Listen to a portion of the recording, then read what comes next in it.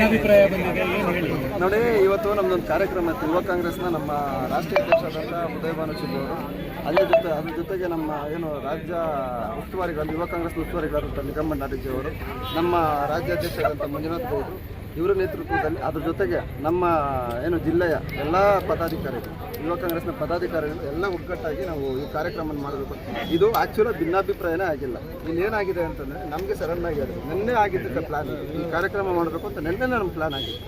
ಎಲ್ಲೋ ಬೇರೆ ಕಡೆ ಪ್ಲ್ಯಾನ್ ಮಾಡಿದ್ರು, ಅದು ಕ್ಯಾನ್ಸಲ್ ಆಯಿತು. ಕಾರಣಾಂತರದಿಂದ ಅರ್ಜೆಂಟಾಗಿ ನೀವು ಕೋಲಾರಲ್ಲಿ ಮಾಡಬೇಕು ಅಂತಂದಿದ್ದಕ್ಕೋಸ್ಕರ ಈ ಥರ ಒಂದು ಸಣ್ಣ ಸನ್ನಿವೇಶ ಆಗಿದೆ. ನಾನು ಹೇಳ್ತಾ ಇದ್ದೀನಲ್ಲ, ನಾಳೆ ನಿಮ್ಗೆ ಇದಕ್ಕೆ ಉತ್ತರ ಕೊಡಿಸಿ ನಮ್ಮಲ್ಲಿ ಭಿನ್ನಾಭಿಪ್ರಾಯ ಇಲ್ಲ ಅನ್ನೋದು ನಾನು ಪ್ರೂವ್ ಮಾಡಿ. ಈಗ ಓವರ್ಟೇಕ್ ಮಾಡಿ ನಿಮ್ಮದೇ ಒಂದು ಬಣ ಕಟ್ಕೊಂಡು ರಾಷ್ಟ್ರಾಧ್ಯಕ್ಷನ ವೆಲ್ಕಮ್ ಮಾಡಿ ಪ್ಲಾನ್ ಮಾಡಿ 2 ದಿನಕ್ಕಿಂತ ಮೀಟಿಂಗ್ ಮಾಡಿದ್ದಾರೆ ಕೋಲಾರದಲ್ಲಿ. ಇದೆಲ್ಲ ಕೂಡ ಅವ್ರು ಹೇಳ್ತಾ ಇದ್ದಾರೆ.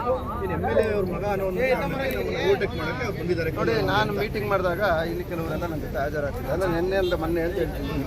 ಮೊನ್ನೆ ನನ್ನ ಜೊತೆ ಇದೇ ಅಫ್ರೀದವರು ಇದ್ದರು. ನಾನು ಅಫ್ರೀದು, ನಮ್ಮ ಅಸೆಂಬ್ಲಿ ಅಧ್ಯಕ್ಷಗಳು, ಉಪಾಧ್ಯಕ್ಷಗಳು ಎಲ್ಲ ಬಂದಿದ್ದಾರೆ ನನ್ನ ಜೊತೆ. ಇಲ್ಲೇ ಇದ್ದಾರೆ, ಎಲ್ಲ ಪದಾಧಿಕಾರಿಗಳೆಲ್ಲ ಇಲ್ಲೇ ಇದ್ದಾರೆ. ಇವ್ರನ್ನೆಲ್ಲ ಇಟ್ಕೊಂಡೆ ನಾವು ಮೀಟಿಂಗ್ ಮಾಡಿದ್ದು. ನಾನು ಹೇಳ್ತಾ ಇದ್ದೀನಲ್ಲ, ನಮ್ಮಲ್ಲಿ ಸಮಯದ ಅಭಾವ ಇದ್ದಿದ್ದರಿಂದ ಇಂಥ ಒಂದು ಕೆಟ್ಟದೊಂದು ಸನ್ನಿವೇಶ ಆಗಿದೆ. ಇದಕ್ಕೆ ನಾಳೆನೇ ನಾನು ಇತಿಶ್ರೀ ಆಡ್ತೀನಿ. ಅಲ್ಲ, ನಿಮಗೂ ಅಫ್ರೀದ್ ಮಧ್ಯೆ ಏನಾದ್ರು ಭಿನ್ನಾಭಿಪ್ರಾಯ ಇದೆ? ಚಾನ್ಸೇ ಇಲ್ಲ. ಅಫ್ರೀದಿಗೆ ನಾನು ಎಲೆಕ್ಷನ್ ಮಾಡಿಸಿದ್ದೀನಿ, ವೋಟ್ ಹಾಕ್ಸಿದ್ದೀನಿ, ಎಲ್ಲ ರೀತಿಯಲ್ಲೂ ನಾನು ಕೆಲಸ ಮಾಡಿದ್ದೀನಿ. ನಾನು ಓಡಾಡಿದ್ದೀನಿ. 1111 ವೋಟ್ ನನ್ನ ಅಕೌಂಟಲ್ಲಿ, ನನ್ನ ಸ್ವಂತ ಅಕೌಂಟಲ್ಲಿ ನಾನು ಮಾಡಿದ್ದೀನಿ. ನಾನು ವೋಟ್ ಹಾಕೊಂಡಿದ್ದೀನಿ. ಜೊತೆಗೆ ಅಫ್ರೀದಿಗೂ ವೋಟ್ ಹಾಕಿದ್ದೀನಿ. ಇಂಥ ಸಂದರ್ಭದಲ್ಲಿ ನನ್ನ ಅಫ್ರೀದ್ ಮತ್ತೆ ಭಿನ್ನಾಭಿಪ್ರಾಯ ಇಲ್ಲ. ಇದು ನೋಡಿ, ನನ್ನ ತಮ್ಮನ ಥರ ಅಫ್ರೀದು. ನಾಳೆನೇ ಬೇಕಾದ್ರೆ ನಿಮ್ಗೆ ಹೇಳಿಕೆ ಕೊಡಿಸ್ಬಿಡ್ತೀನಿ. ಕೋಲಾರ ಬಗ್ಗೆ ಏನೋ ಹೇಳ್ರಿ, ನಾನು ಕೋಲಾರದ ಬಗ್ಗೆ ಅದೇನು ಮಾತಾಡಿದ್ದು ನನಗೆ ಗೊತ್ತಿಲ್ಲ. ಈ ಥರ ಹೇಳಿಕೆಗೆ ನಾನು ಏನೋ ಆನ್ಸರ್ ಮಾಡಬೇಕು ಅಂತ ನನಗೇನೋ ಪುರಾವೆ ಕೊಟ್ಟು ನಾನು ಹೇಳ್ಬೋದು. ರಾಷ್ಟ್ರೀಯ ಅಧ್ಯಕ್ಷರು ಬಂದಿದ್ದಾರೆ. ಈಗ ಅವ್ರ ಮುಂದೆ ಎಲ್ಲ ಈ ರೀತಿ ಅಹಿತಕರ ಘಟನೆ ಆಯ್ತಲ್ಲ, ಹಿಂಗೆ ಜಿಲ್ಲೆಗೆ ಕೆಟ್ಟ ಹೆಸರಲ್ವ ಯೂತ್ ಕಾಂಗ್ರೆಸ್ಸಿಗೆ? ನೋಡಿ, ರಾಷ್ಟ್ರೀಯ ಅಧ್ಯಕ್ಷ ಮುಂದೆ ಏನೂ ಆಗಿಲ್ಲ. ನಾವು ಹೇಳಿದ್ವಿ, ಮುಂಚೆನೇ ಹೇಳಿದ್ವಿ. ನಾವು ಇಲ್ಲಿ ನಮ್ಮ ಈ ಪಾಯಿಂಟ್ ಇಲ್ಲ, ನಾನು ಇರ್ತಿದ್ದೀವಲ್ಲ, ಈ ಪಾಯಿಂಟಿಂದ ನಮ್ಮದು ಪಾಯಿಂಟ್ ಬಂದು ಕೊಟ್ಟಿದ್ದು ಪಾಯಿಂಟ್ ಬಂದು ಬಂಗಾರಪೇಟೆ ಸರ್ಕಲ್, ಅಂದರೆ ನಮ್ಮ ಅಂಬೇಡ್ಕರ್ ಸ್ಟ್ಯಾಚ್ಯೂ ಇದೆಯಲ್ಲ, ಅಲ್ಲಿವರೆಗೂ ನಮ್ಮ ಪಾಯಿಂಟ್ ಕೊಟ್ಟಿದ್ರು. ಇವೆಲ್ಲ ಒಗ್ಗಟ್ಟಾಗಿ ನಮ್ಮನ್ನು ಅಲ್ಲಿವರೆಗೂ ಬಿಟ್ಬಿಟ್ರಿ. ಅಂದರೆ ಅವ್ರ ಪಾಯಿಂಟ್ ಇದೆ, ಟಿ ಸಿ ಸರ್ಕಲ್ ಇದೆ, ಅಲ್ಲಿವರೆಗೂ ಬಿಟ್ರಿ ಅಂತ ಹೇಳಿ ಅಲ್ಲಿವರೆಗೂ ಬಿಟ್ಟಿದ್ರೆ ನಾವು ಗೌರವ ಬಂದಿದ್ದೀವಿ. ಸರ್, ನಿನ್ನೆ ಒಂದು ಪೋಸ್ಟಲ್ಲಿ ಹಾಕ್ಕೊಂಡಿದ್ದೀರ ಪಾಯಿಂಟ್ ಬಂದು ETCM ಸರ್ಕಲಿಂದ ವಾಲ್ಮೀಕಿ ವೃತ್ತದವರೆಗೂ ಅಂತೇಳಿ ತಮ್ಮ ಫೋಟೋ ಹಾಕ್ಕೊಂಡು ಒಂದು ಪ್ರಚಾರ ಕೂಡ ಮಾಡಿದ್ದೀರಾ. ಅಲ್ಲಿಂದ ಇರೋದು ವೆಲ್ಕಮ್ ಅಂತ. ಇವತ್ತು ಇದ್ದಕ್ಕಿದ್ದಂಗೆ ಇಲ್ಲಿ ಆಗಿರುವಂಥದ್ದು ಗೊಂದಲ ಆಗಿದೆ. ಅಲ್ಲ, ಗೊಂದಲ ಅಲ್ಲ, ಇದು ಸಡನ್ ಪ್ಲಾನ್ ಆಗಿರೋದ್ರಿಂದ ವಿಶ್ವಾಸ ತಗೊಳಕ್ಕಾಗಿಲ್ಲ. ಮಟ್ಟದ ಏನು ನಮ್ಮ ಅಸೆಂಬ್ಲಿ ಅಧ್ಯಕ್ಷರು, ಬ್ಲಾಕ್ ಯುವ ಕಾಂಗ್ರೆಸ್ನ ಅಧ್ಯಕ್ಷಗಳಿದ್ದಾರೆ, ಅವರೆಲ್ಲ ಸೇರಿದ್ರೆ, ಒಗ್ಗಟ್ಟಾಗಿ ಸೇರಿದ್ರೆ ಕಾರ್ಯಕ್ರಮ ಮಾಡಲಿಕ್ಕೆ ಸಾಧ್ಯ. ನಾನು ರಾಜ್ಯ ಪ್ರಧಾನ ಕಾರ್ಯದರ್ಶಿ ಒಬ್ಬನಿಂದ ಸಾಧ್ಯ ಇಲ್ಲ, ಇಲ್ಲಾಂದರೆ ನಮ್ಮ ಡಿಸ್ಟ್ರಿಕ್ಟ್ ಪ್ರೆಸಿಡೆಂಟ್ ಒಬ್ಬರಿಂದ ಸಾಧ್ಯ ಇಲ್ಲ. ಇದು ಸಮಯದ ಗೊಂದಲದಿಂದ ಈ ಥರ ಸನ್ನಿವೇಶ ಸೃಷ್ಟಿಯಾಗಿದೆ. ನಾನು ಇದಕ್ಕೆ ಇತಿಶ್ರೀ ನಾಳೆನೇ ಆಡ್ತೀನಿ. ಆಯ್ತಲ್ಲ, ನಮ್ಮದು ಕಾರ್ಯಕ್ರಮ ಆಯ್ತಲ್ಲ, ಯಶಸ್ವಿಯಾಗಿ ನಾವು ಮಾಡಿದ್ವಿ ಇಲ್ಲ ಅಷ್ಟೇ. ಅವರು ಇನ್ನೊಂದು ಹೇಳ್ತಾರೆ ಸರ್, ಅವರು ಅಂದರೆ ಸುನಿಲ್ ನಂಜೇಗೌಡರು ಬಂದು ಹಾಸನ ಉಸ್ತುವಾರಿ, ಇಲ್ಲಿ ಬಂದು ಏನಕ್ಕೆ ಈ ಥರ ಮಾಡ್ತಾ ಇದ್ದಾರೆ? ಸ್ವಂತ ಜಿಲ್ಲೆ ಕೋಲಾರ ಜಿಲ್ಲೆ. ನಾನು ಹುಟ್ಟಿ ಬೆಳೆದಿರೋದು ಮಾಲೂರು ತಾಲೂಕಿನಲ್ಲಿ. ನನ್ನ ಸ್ವಂತ ಜಿಲ್ಲೆ ಕೋಲಾರ ಜಿಲ್ಲೆ. ನಾನು ಯುವ ಕಾಂಗ್ರೆಸ್ನ ಫಸ್ಟ್ ಮೀಟಿಂಗ್ ಮಾಡಿದ್ದು, ನಾವೆಲ್ಲ ಗೆದ್ದಾದ್ಮೇಲೆ ಯುವ ಕಾಂಗ್ರೆಸ್ನ ಫಸ್ಟ್ ಮೀಟಿಂಗ್ ಮಾಡಿದ್ದು.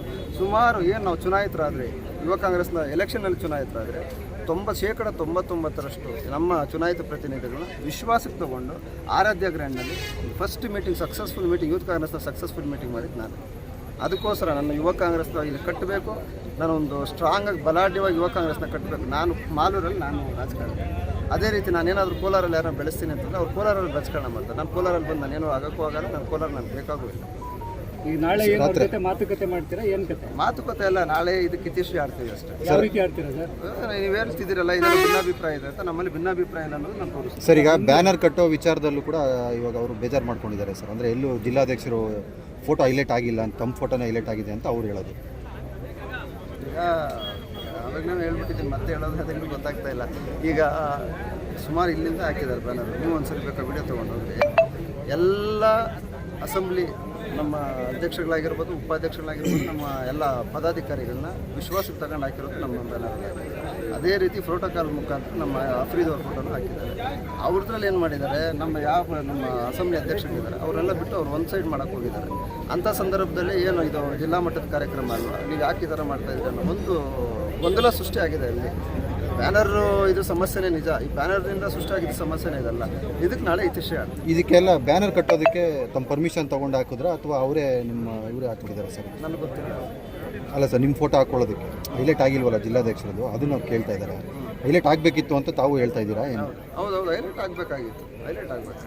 ಅಲ್ಲ, ಇವಾಗ ಪಕ್ಷದ ಮುಂದಿನ ನಾಯಕತ್ವ ನೀವೆಲ್ಲ ವಹಿಸ್ಕೋಬೇಕಾದವರು ನೀವು ಈ ರೀತಿ ಮಾಡಿದ್ರೆ ಅಹಿತಕರ ನಿಮ್ಗಂತ ಸರ್ ಏನೂ ಆಗಿಲ್ಲ ಸರ್. ನಮ್ಮಲ್ಲಿ ಯುವ ಕಾಂಗ್ರೆಸ್ನಲ್ಲಿ ಏನೂ ಆಗಿಲ್ಲ. ನಾನು ಹೇಳ್ತಾ ಇದ್ದೀನಿ, ಪದೇ ಪದೇ ಹೇಳ್ತಾ ಇದ್ದೀನಿ, ನೀವೇನೋ ಸ್ವಲ್ಪ ಡಿಗ್ ಮಾಡಕ್ ಹೋಗ್ತಾ ಇದ್ದೀರಿ ಅಷ್ಟೇ. ಇಲ್ಲಿ ಏನೂ ಆಗಿಲ್ಲ. ನಾಳೆ ನಿಮ್ಮ ಪತ್ರಿಕಾ ಮಾಧ್ಯಮದವ್ರು ನಿಮ್ಮನ್ನೆಲ್ಲರನ್ನು ಕರೆದು ಹೇಳಿಕೆ ಕೊಡಿಸ್ತೀನಿ. ನಮ್ಮಲ್ಲಿ ಯಾವುದೇ ಭಿನ್ನಾಭಿಪ್ರಾಯ ಇಲ್ಲ. ಕೋಲಾರ ಜಿಲ್ಲೆಯಲ್ಲಿ ಯುವ ಕಾಂಗ್ರೆಸ್ ತುಂಬಾ ಗಟ್ಟಿಯಾಗಿದೆ. ಬೆಳವಣಿಗೆ ಟೈಮಲ್ಲಿ ಇಂಥ ಸಣ್ಣ ಸರ್ ಈಗ ವೇದಿಕೆ ಕಾರ್ಯಕ್ರಮಕ್ಕೆ ಹೋಗ್ತಾ ಇಲ್ಲ ಸರ್? ಇಲ್ಲ, ಹೋಗ್ತೀವಿ ನಾವು. ಇವನ್ನೆಲ್ಲ ಕಳಿಸ್ಕೊಟ್ಬಿಟ್ಟು ಹೋಗೋಣ ಅಂತ ಇದ್ವಿ ಅಷ್ಟೇ.